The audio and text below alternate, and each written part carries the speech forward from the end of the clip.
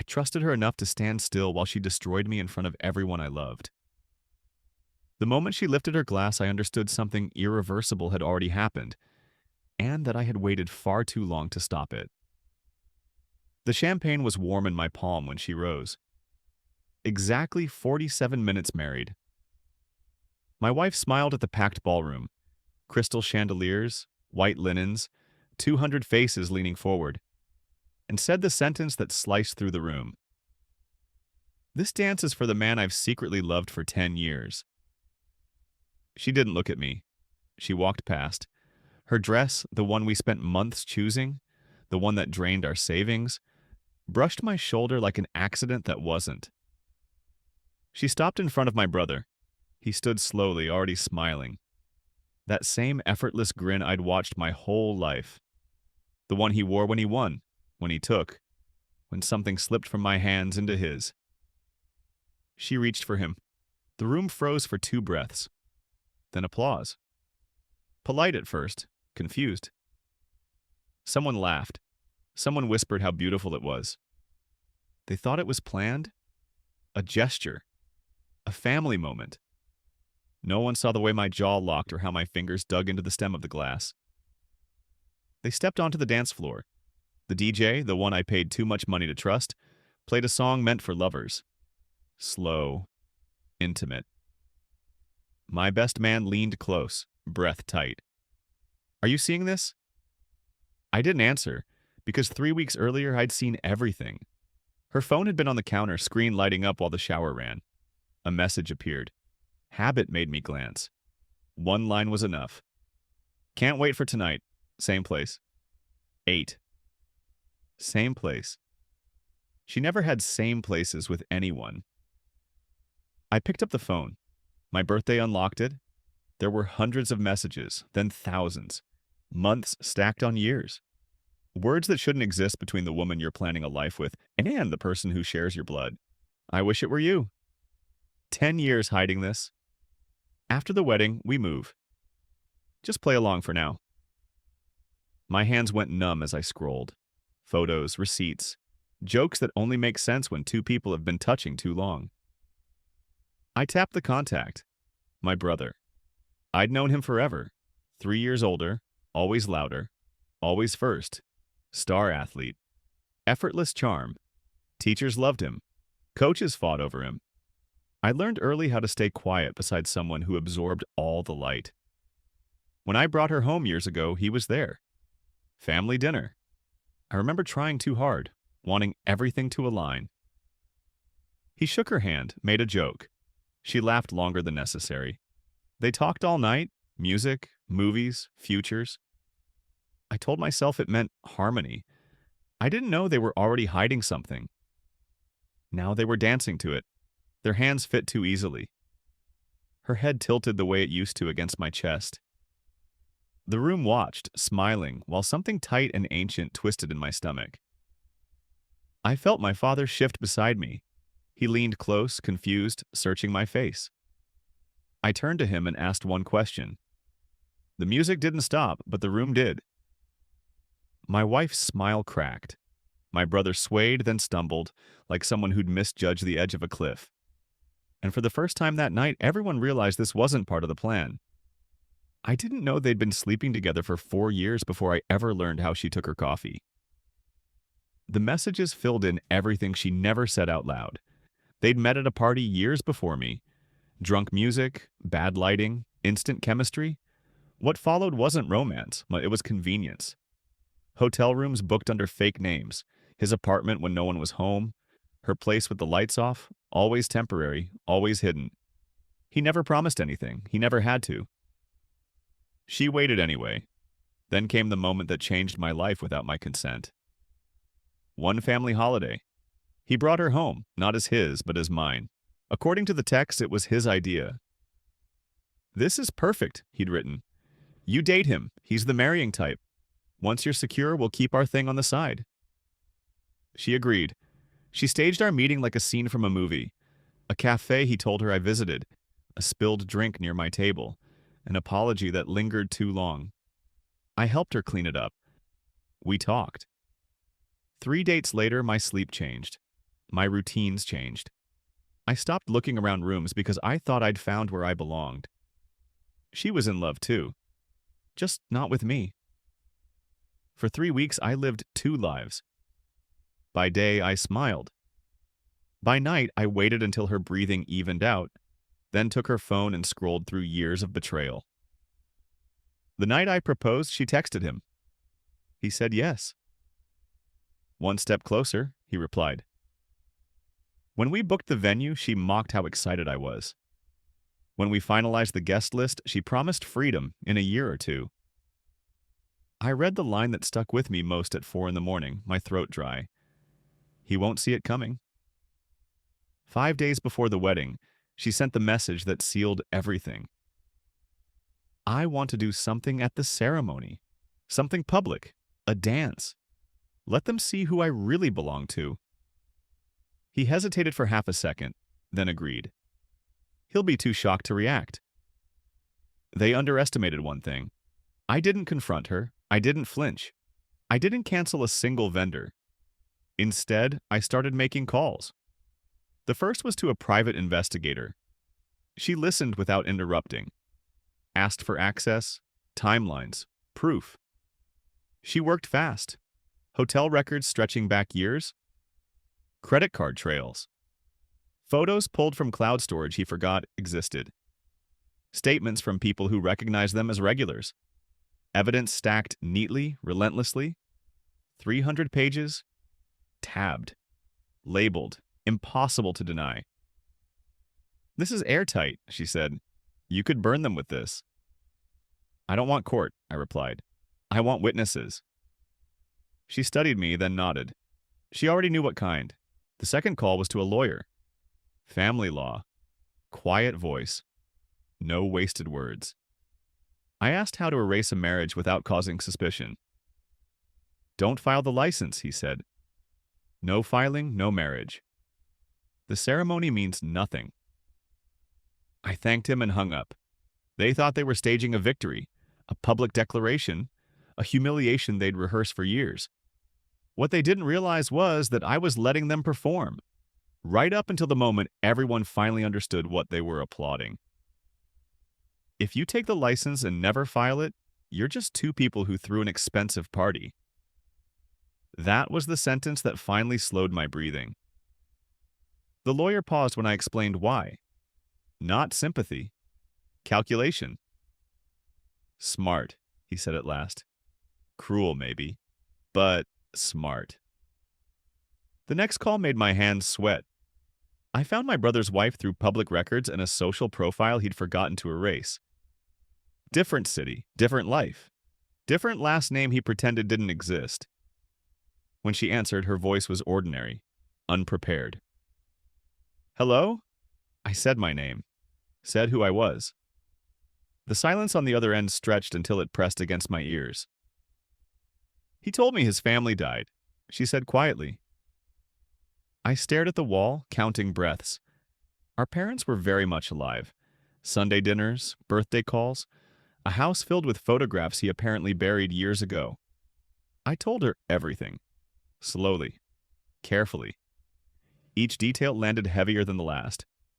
When I finished, there was no sobbing, just a long, hollow pause. "You want me at your wedding," she said finally. "Yes."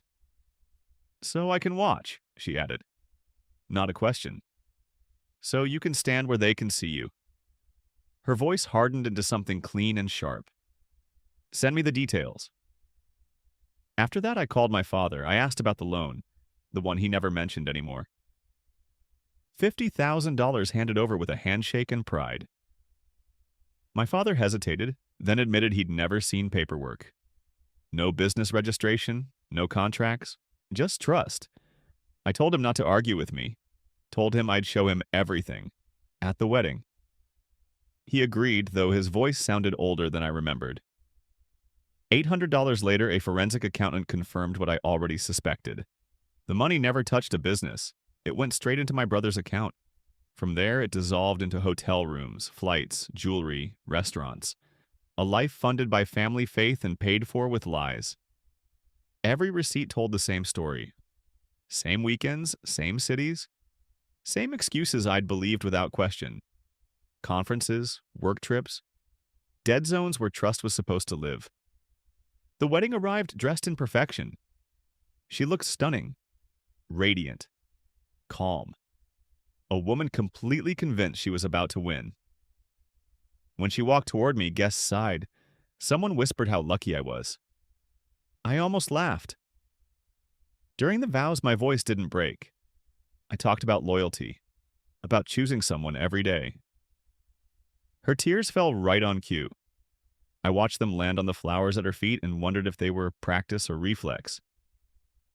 We signed the license together. The officiant smiled. Cameras flashed. Her hand trembled. Nervous? I asked softly. Happy, she replied. She squeezed my fingers like a promise. I smiled back, folded the license carefully, and slipped it into my jacket, already knowing it would never exist where it mattered. Because the moment she stood to raise her glass, the moment she walked toward him, the moment the room began to clap, every piece was already in place, and none of it was for her. The license disappeared into my jacket like a secret no one else knew to look for. By morning, it would be worthless. By law, non-existent. She would never be my wife, just a woman who threw a very expensive party under false pretenses. The reception unfolded exactly as planned. 200 guests, soft lights, strings humming in the background. She moved through the room effortlessly, hand on arms, cheek to cheek, smile calibrated for cameras. The kind of smile people trust without realizing why. My brother sat at the family table, whiskey untouched for once, eyes glued to her like gravity still worked in his favor. My mother spoke beside him. He didn't hear a word. Dinner came and went. Laughter rose, settled. Then the toasts. My best man went first. Old stories, college jokes, how I'd carried him through exams while she was clearly out of my league. Applause, clinking glasses. Normalcy, stretched thin. Then she stood. She lifted her champagne flute and waited until the room leaned in. Her voice was steady, practiced. She thanked everyone, thanked the room, thanked me. Her eyes met mine for just long enough to look sincere. Then she tilted her head just slightly. There's something I've kept hidden for too long. Silence pressed down. This dance, she gestured to the empty floor, is for the man I've secretly loved for 10 years. She walked past me. I didn't stop her. Didn't move. Didn't breathe. I let her take his hand. Let the music start. Let them sway while confusion melted into admiration. Someone murmured how romantic it was. My mother leaned toward me, worry etched deep. You're okay with this? She whispered. I nodded once. Just wait. When the chorus hit, his hand slid to her waist. She looked up at him the way she used to look at me, practiced warmth, perfectly timed. I stepped forward and took the microphone. Beautiful dance, I said lightly. Her smile twitched. Since we're sharing secrets, I continued, I have one too. The room stilled. I turned toward my father, asked about the loan, the amount, the repayment that never came. His confusion hardened into something heavier when he answered. No, he said. He never paid me back. Interesting. I explained calmly that the business never existed, that the money went somewhere else. The music died mid-note. Faces shifted. My brother's color drained fast. What are you doing? He asked, voice breaking. Sharing, I replied. Like you have been? Gasps rippled. She covered her mouth. I connected my phone to the projector. The screen lit up with messages. Intimate, careless, unmistakable. Promises. Plans. Lies layered on lies. My mother stood trembling. Is this true? She asked him. He didn't answer. But wait, I said, advancing the slide. There's more. A marriage certificate filled the screen. Different city, different date. 2 years old. His name, another woman's. He's married, I said evenly. Still is. The The room collapsed into noise. She spun toward him, disbelief cracking her face. "You're married?" He opened his mouth. Nothing came out. I lowered the microphone, my voice quieter now, sharper. "And for the record," I tapped my jacket once, "there's no marriage here either." Because by the time they realized what they'd been applauding, there was nothing left to save. He tried to speak, stuttered, reached for words that had already abandoned him. I was going to tell you," she screamed over him. Not a cry. A rupture. "When?" The room was collapsing into noise, so I raised my voice just enough to slice through it. "Let's make sure everyone's clear," I said calmly. "She's been sleeping with my brother for 10 years. He's been married to someone else for 2. He took $50,000 from our father under false pretenses. And tonight, they thought this was the right moment to announce their love." That's when the screaming started for real. My mother lunged toward him, words spilling out of her like broken glass. My father stood so fast his chair tipped backward, his face dark, unfamiliar. She dropped to the floor, sobbing hard enough to shake, clutching at the dress she'd worn so proudly minutes before. And then the room shifted. Someone was walking forward from the back. Steady, unhurried, purposeful. I'd saved her a seat with a clear view. She saw her. "Who is that?" she asked, panic sharpening her voice. "That," I said, "is his wife." The woman stopped directly in front of him. He looked up at her like a child caught stealing. She didn't hesitate. The sound of her hand connecting with his face cracked through the ballroom. "We're done," she said, voice flat. "My lawyer will contact you." Then she turned to me, met my eyes, nodded once. "Thank you for inviting me." And she walked out. Everything unraveled after that. He folded into himself, hands over his face. She grabbed my arm, nails digging in. "You knew," she said, breath hitching. "You knew for weeks." I nodded once. "Why didn't you stop this?" "Because I wanted witnesses." My mother reached me then, shaking, apologizing through tears. My father loomed over his son like a stranger. "You have until Monday," he said quietly, which somehow sounded worse. "Every cent, or I involve the police."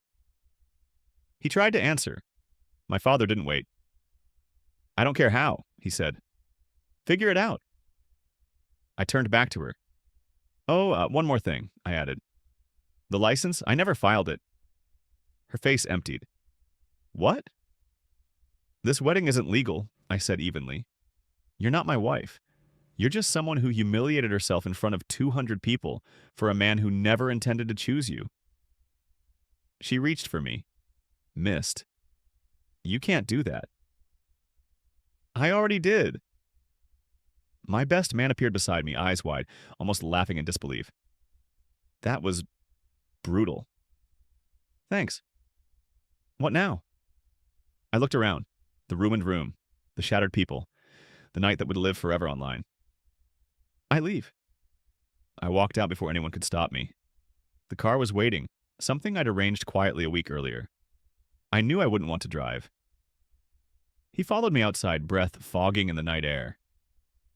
"Where are you going?" "The airport." "You're serious?" I nodded. "I changed the reservation. Single occupancy." "That's cold." "Maybe." He hugged me anyway. As the car pulled away, I looked back once. Phones were already out, faces lit by screens. By morning, the story would belong to the internet. I spent 10 days alone, walking until my legs burned, sleeping without checking anyone else's breathing. My phone buzzed constantly. I ignored it. Blocked numbers. Let silence settle where chaos had been. When my mother finally called, I answered. "I'm okay," I told her. And for the first time, it was true. 2 weeks later, I changed the locks, moved her things into storage, sent her the invoice, filed paperwork no one else would ever see. It was a formality. The marriage never existed, but the ending did. To make sure there was no version of the story where they got to rewrite it later, the internet did the job for me. Someone had filmed everything: the toast, the screen, the slap, the silence. Within 2 days, it was everywhere. 17 million views. Headlines stripping it down to something catchy and cruel. The comments were worse. No nuance, no mercy. Just judgment, repeated until it echoed. My brother's employer saw it, decided character mattered after all. He was gone by the end of the week. His wife finalized the divorce and took exactly what the law allowed. Nothing more, nothing less. My father sued. Civil fraud, won, interest included. By the time it was over, my brother sold his car, his condo, and whatever pride he still had. He disappeared into a place no one dreams of ending up. She didn't fare better. Friends vanished. Messages turned vicious. Her name became something people used as a warning. She erased herself online, packed up, and moved across the country where no one would recognize her face. Last I heard, she told people she'd made a mistake. I stayed. Same job, same apartment, same city. Just quieter. Cleaner. 6 months later, my mother called. Her voice carried hope she knew she shouldn't ask for. He wants to talk. No. He was. She tried again. Apologies, regret. Words that arrived years too late. That wasn't a mistake, I said. That was a decade of choices. She went quiet, then softer. I understand. I hung up without anger, without shaking. A friend took me out that night, watched me longer than necessary. You're different, he said. Yeah. Harder. I thought about it. Honest. We drank to that. A year later, an envelope arrived.